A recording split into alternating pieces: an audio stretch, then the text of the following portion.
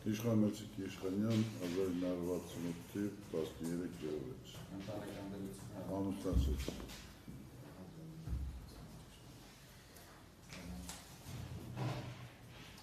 Հանդիսանում եք դատականիստի մասնակիցներից որևէ մեկի ազգականական Ոչ։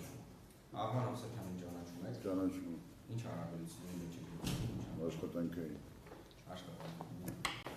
Պարզաբանում եմ ձեզ, որ դուք իրավունք ունեք ցուցումներ տալ ձեր ամուսնու եւ մերձավոր ազգականի վերաբերյալ։ Արկա է նմանատիպ։ Ոչ։ Այդ պայմաններում դուք պարտավոր եք տալ ճշմարտացի ցուցմունքներ, նախազգուշացնում եմ, որ ցուցմունքներից հրաժարվելու կամ ցուցմունք տալու ենթարկվեք քրեական պատասխանատվության Հայաստանի Հանրապետության քրեական օրենսգրքի 3-4-րդ հոդվածներով։ Խնդրեմ ստորագրեք նախազգուշացված եք։ Ստորագրում։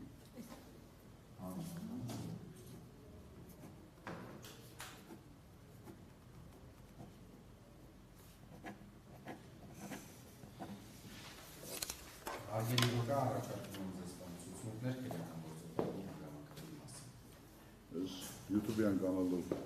ողջերս ցույց տվեցին իմ նախորդ տեկային, ես ուշի-ուշով հետևել եմ, որտեղ հասկացա իմ հետ կապված հարգելի դատարանը երկու կողմերը ինչ հարցեր են ուղղել։ Խոսքը վերաբերում է Հայաստանի Հանրապետության ոստիկանությունում տեխնիկական զինվորության վերաբերյալ գործողությունների։ Եթե թույլ տաք, ես փորձեմ համապարփակ ասել, եթե հարցը առաջանան խնդրեմ։ Մոտավորապես 2005 թվականին, քանի որ ոստիկանությունում ձևական բնույթ էր կրում տեխնիկական զինվորության կատարումը, չունենք ոչ մի տեսակի սարքավորումներ, շենքային պայմաններ, ոստիկանության կողմից որոշում կայացվեց դիմել կառավարությանը եւ նախագահական Հայաստանի Հանրապետության նախագահին, որպեսզի քննարկեն հագեցման խնդիրները։ 2005 թվականին որոշում կայացվեց, որ աշխատանքային խումբ ստեղծվի, որը ուսումնասիրի մի շարք եվրոպական երկրներ եւ դիրքորոշում ցուցաբերի հետագա ընթացքի վերաբերյալ։ 2005 թվականին աշխատանքային խումբ ստեղծվեց ոստիկանության, կառավարության, տրանսպորտի նախարարության աշխատակիցների կողմից, ես էլ եմ մասնակցել այդ խմբին, գնացել ենք Եվրոպա, մի շարք երկրներ, Գերմանիա, Հունգարիա, Բելգիա, Լատվիա, ուսումնասիրություններ ենք արել։ Հետ վերադառնալուց հետո պարզ դարձավ, որ ոստիկանական ոչ մի ստորաբաժանում չի իրականացնում երկրում իրենց երկրներում տեխնիկական զինվորություն։ Եվ որոշում կայացվեց, որ գործառույթը պետք է փոխանցվի Հայաստանի Հանրապետության տրանսպորտի նախարարությանը, որովհետև ոչ մի ոստիկանության ոչ մի ծառայությունում այդ գործառույթը ոստիկանական չէր։ Տրանսպորտի նախարարությունում կառավարության կողմից ստեղծվեց հանձնաժողով, հանձնաժողովի անդամներից մեկը ես եմ եղել, այսինքն ներկայացված եմ եղել շահագրգիռ բոլոր նախարարության աշխատակիցներն ու ծառայությունները եւ հանձնաժողովի նախագահ նշանակվել է այն ժամանակվա տրանսպորտի նախարար Անդրանիկ Մանուկյանը, մնացած անդամներին չեմ հիշում, ես որքանով հիշում եմ քարտուղարը Մարությանն էր։ Եվ խումբը եկել էր եզրակացության, որ ամենացայտուն օրինակը, ամենալավ օրինակը դա Լատվիայի օրինակն է, որտեղ Լատվիային Եվրոպական միությունը նոր բարեփոխումներ էր սկսել, հատկապես որ իր ոստիկանական շրջանակներում, ոստիկանության ծառայությունում եւ այնտեղ էլ անջատվել է տրանսպորտային միջոցի տեխնիկական զինվորություն իրականացնելու մասը եւ հանձնվել է տրանսպորտի նախարարությանը։ Ուսումնասիրելով Լատվիայի փորձը, հանձնաժողովը եկավ այն եզրակացության, որ Հայաստանի Հանրապետությունում պետք է լինեն կոնկրետ հատականակով նշված տեխնիկական զինվորության կայաններ։ Հաշվի առնվեց, որ փոքր մարզերում 1 հատ, մեծ մարզերում 2 հատ, անհրաժեշտության դեպքում 3 հատ, իսկ Երևան քաղաքում ամեն համայնքում գոնե մեկ տեխնիկական զինվորության կայանի ստեղծում։ Ինքը իրենից այն ժամանակահատվածում տենց հեշտ չէր, որովհետև առաջի անգամ էր գործառույթը ներդրվելու Հայաստանում, ի նկատի ունեմ, որ նորից եմ կրկնում, որ ձևական բնույթ էր գրում, ընդհանրապես հարկահավատությամբ էր զբաղված ոստիկանությունը, դասուտային միջոցների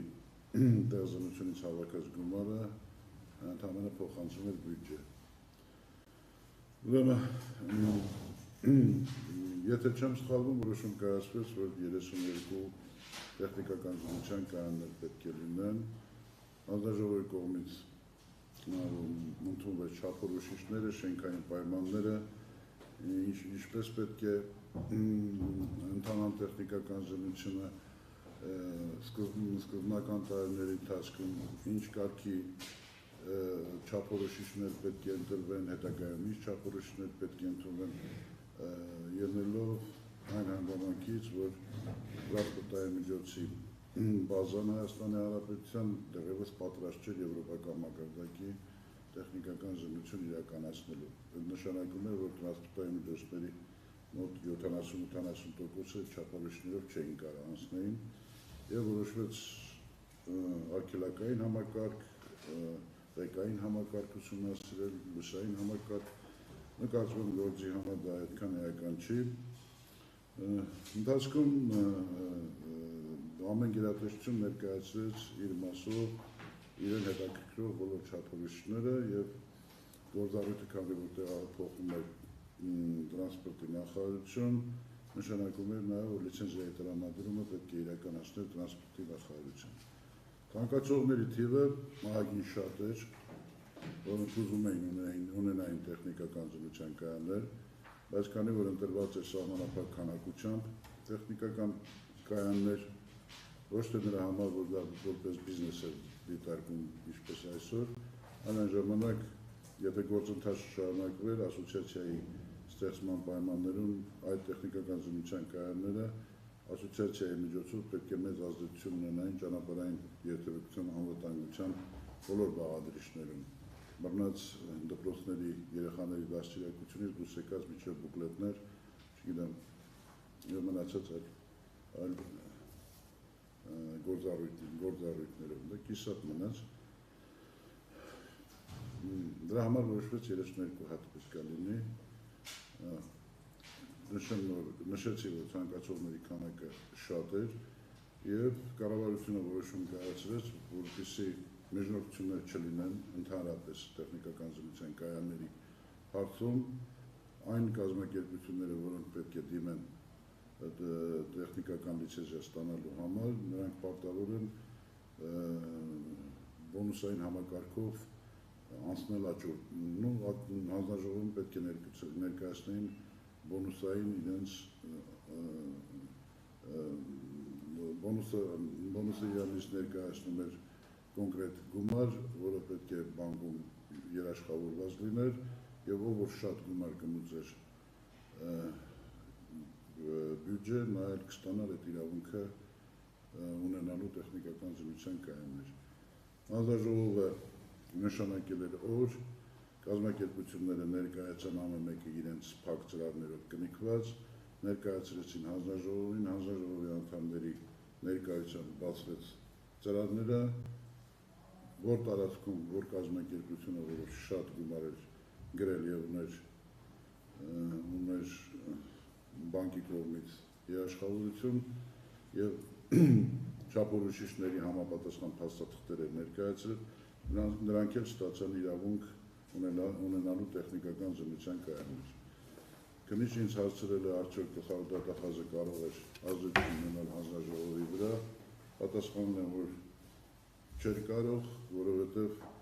ով որ շատ գումար կմուծեր, նա էլ կստանար այդ թույլտվությունը, հենց որ կախված է թե կազմակերպությունը, հենց այդ աճուրդային բանը, բոնուսային տարբերակը նրա համար էր,